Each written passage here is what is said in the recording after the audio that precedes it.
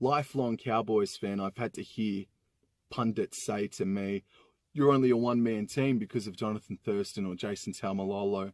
And I haven't heard anyone say that Manly are a one-man team so far this season. Oh no. Well, you know what? You're a one-man team, Manly Sea Eagles, aren't you? Hey? Fair, thank you. Manly are a one-man team. No, they're not. We put 50 on the Cowboys without Turbo. We can score points without him. We can win games without him. It's not like we haven't done that before. And yeah, so those people do think Manly are a one-man team. Well, which might want to have to rethink of the way you do think of that, because we're not. And up the Seals. And yeah, you're wrong. You're all wrong. Whoever thought Manly can't win or win without Turbo or score points. So yeah, you're wrong.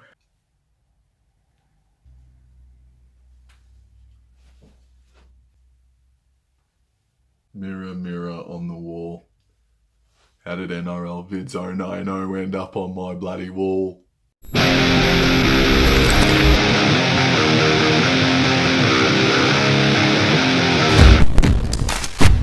Round 15 of the 2021 NRL season kicks off on Thursday, where we see the Brisbane Broncos host the South Sydney Rabbitohs from Suncorp Stadium. It's Beanie for Brain Cancer round this weekend, and I got this one back in 2019 when I travelled up to Cronulla. It's obviously the Mark Hughes Foundation that are supplying the beanies. You can find the beanies in IGA or your Lowe's, and we're going to see the Broncos and Rabbitohs kick off their festivities on Thursday, and poor old Broncos just can't seem to settle on combinations or just their entire squad.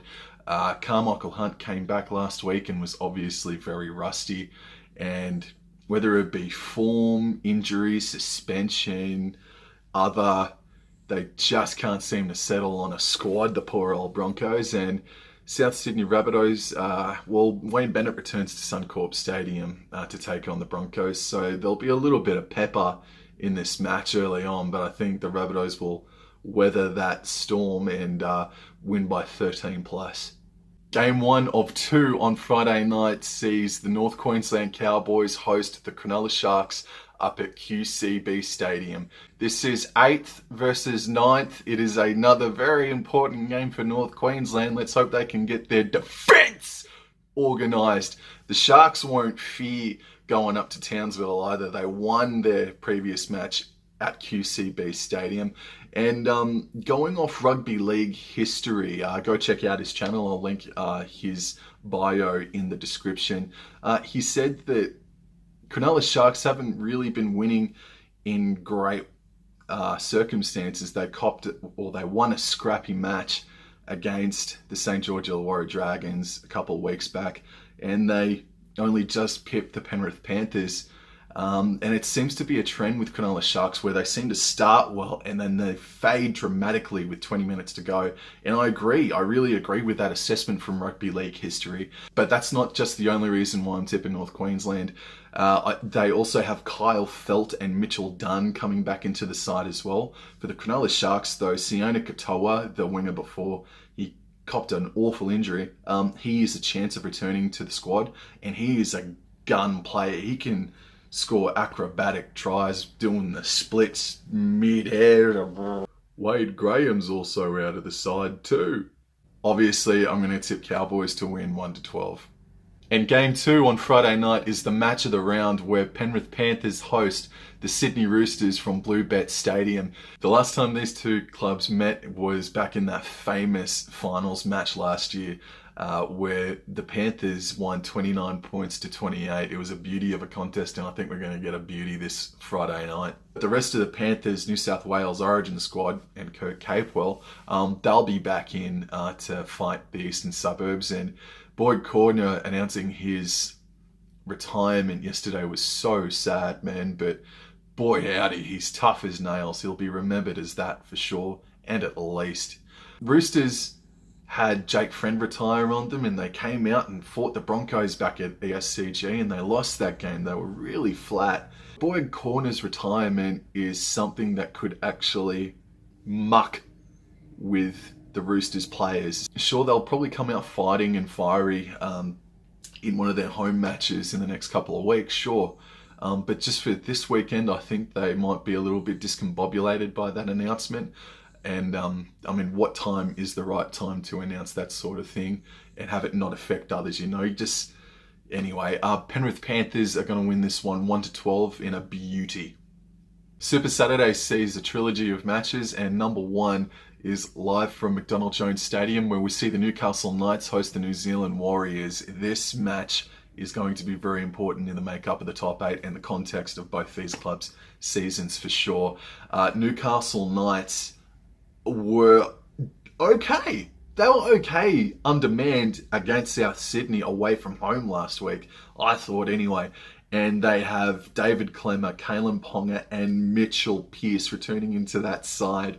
For the New Zealand Warriors, young sensation Reece Walsh is back at fullback, which pushes RTS out to the wing. But the Warriors were, albeit it was against the Melbourne Storm, they were diabolical last weekend. Their end to sets were poor, completion rates were un-Warrior-like. Chanel Harris-Tavita, just as the Warriors looked like they were about to get a full-strength squad happening, he's done his peck and he may be out for the rest of the season. So you poor bugger, mate.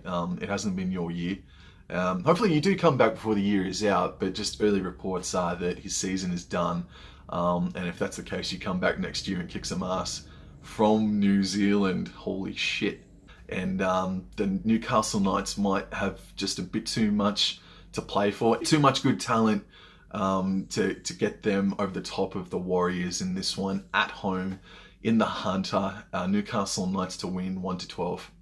And Game 2 of Super Saturday is live from WIN Stadium in Wollongong, where the St George Illawarra Dragons host the Canberra Raiders. In positive news though for the Dragons, Zach Lomax is set to return this weekend, and even if he does, I don't think that'll be enough to get the Dragons over the line, even though, excuse the pun, they'll come out breathing fire because they would have been humbled and embarrassed by yesterday's performance.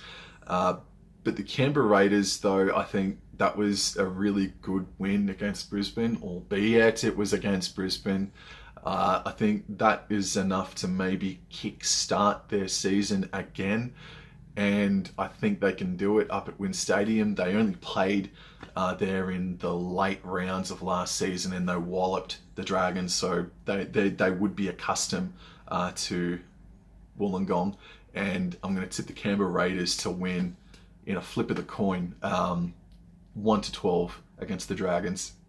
And the main event of Super Saturday is once again live from Sunshine Coast Stadium, where the Melbourne Storm host the West's Tigers. Ryan Papenhuyzen is still a few weeks away, including this weekend, and the West Tigers, I thought they copped a few bad calls last Sunday, but ultimately the better team in the end did win, and I can't see anything less than a 13 plus points victory from the Melbourne Storm this weekend. And the Sunday ticket features two contests, and Game 1 is live from Bankwest Stadium, where the Parramatta Eels host the Canterbury Bankstown Bulldogs. The Canterbury Bankstown Bulldogs, congratulations, that was a fantastic win. And your best win in probably 2 seasons, I'd say. So it's funny how rugby league works, because the Bulldogs got their first win against Cronulla earlier this year. Who was their next opponent? It was Parramatta. And now the same bloody thing has happened again to them, the poor bastards. And while Mike Acevo is suspended for 1 week for Parramatta, you'd think Blake Ferguson would come back in. No, there's going to be a debutant for Parramatta Eels. It's Sean Russell. He's going to debut 4 years on the wing. I can't see anything less as well, other than a Parramatta Eels victory by 13 plus. And the final game of round 15 is live from Cbus Super Stadium, where the Gold Coast Titans host the Manly Sea Eagles. Hey, we did score 18 points against yous though, didn't we? Honestly, Manly were good. They were very good last Friday night. But maybe it was a case of the Cowboys being worse, spectacularly worse. So they'll go up to the Gold Coast with Tommy Turbo and Sean Keppie returning back into their squad. Meanwhile, the Gold Coast Titans have a handful of players returning to their squad as well. Mitch Rain, Anthony Don, just to name a couple.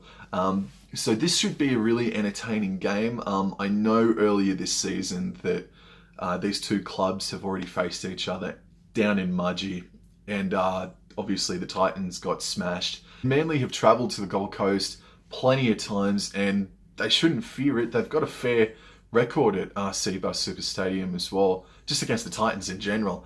I'm going to play it safe and tip the Manly Sea Eagles to win 1-12. Just the Titans' defence is just non-existent at the moment. However, that clash against the Sydney Roosters last week for the Titans was amazing. That was an amazing game of footy, and the Titans may have found something in that game, so I'm going to kick myself if I don't tip the Titans, but I won't because I'm going to play it safe. But I would not be surprised if the Titans did come up and pip the Manly Sea Eagles in this clash, so I'll definitely be watching this intently. First and foremost, I want to say thank you to NRLVIDZ090. Please go and check out his channel. His link is in the description. Thank you so much for making a special appearance this weekend on the video, and to everyone, I hope you all have a very safe weekend. I hope your tipping goes well, and as always, come on Cowboys!